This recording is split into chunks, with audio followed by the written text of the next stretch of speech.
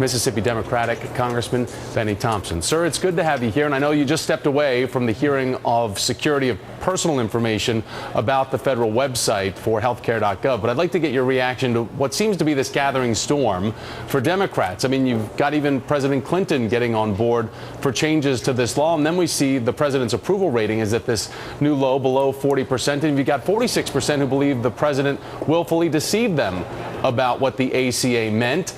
We also need to point out that the Gallup has Congress's approval rating at a record low of 9%. So the president is doing a lot better than you guys. But how does the White House stop the bleeding here? And what kind of changes, if you think there should be any made, should be made?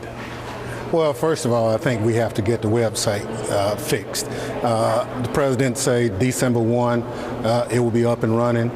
He really needs to meet that deadline if at all possible.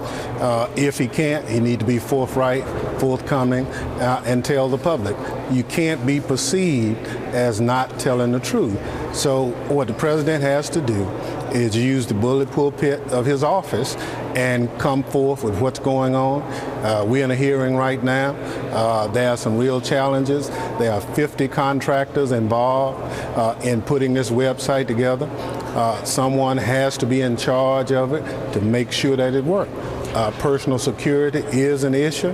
However, I think based on the testimony we're receiving, it's pretty much secure at this point. Is it wrong that the president, maybe the White House, made this grand assumption that people actually understood what the ACA meant more than what they did? Obviously, anybody who has a plan that they like prior to 2010 is grandfathered in. So we're talking about this fraction of people who got plans past 2010 that don't meet the ACA standard of care. That's right, and a lot of people are losing coverage all over the country. And when you are speaking to the public and you tell them they can keep their health care, they should be able to do it. So whatever President Obama needs to do to fix it, we have to do it. It's the right thing to do. People in good faith purchased health care, and they should receive it. I want to play what part of Minority Leader Mitch McConnell had to say, weighing in on the ACA yesterday. Take a listen. The panic has set in. The troops are restless.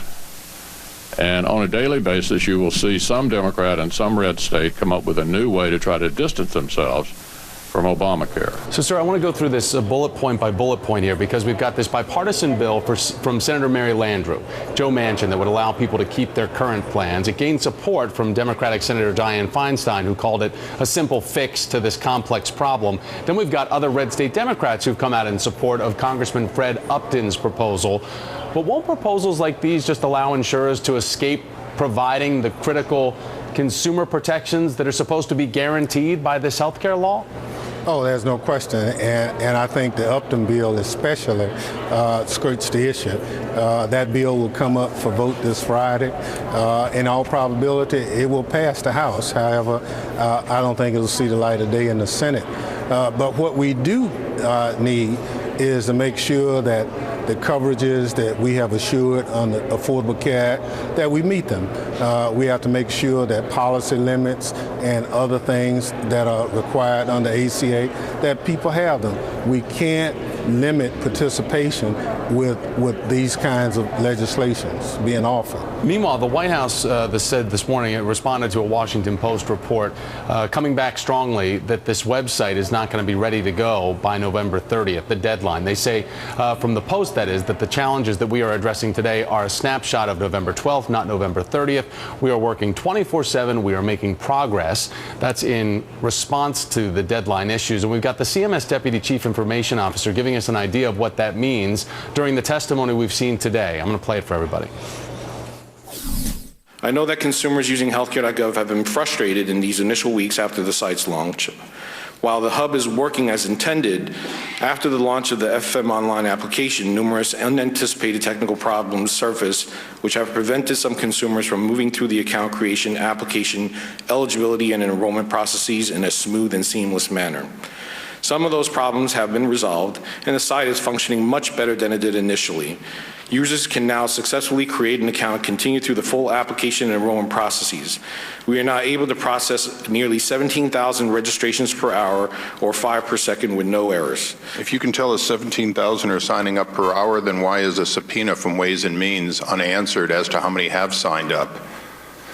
Please, don't answer yet. Congressman, we have Secretary Sebelius saying this morning the website is getting, quote, significantly better. But it seems like this deadline of the 30th is a tripwire, because at this point, it seems as if while everybody's trying to hit a home run, just nobody can get on base with this and the small achievable steps necessary to make it look like you guys are winning in the rollout. So is November 30th a true achievable date? Well, I would hope that it is. To be honest with you, Thomas, I see people hesitating now. I'm a little concerned about it because the point of entry for so many Americans for participation will be this website. You really can't get the program going unless you can get people signed up. And right now, that is difficult. And so what we have to do, working with the president and his leadership team, we need to get it fixed. Whatever is required, including all hands on deck, we have to do it. The president made this his signature program, and it's up to the president and his leadership team to make it work. Congressman Benny Thompson, a Democrat from Mississippi. So we're going to let you get back in there to those hearings. Thank you for your time.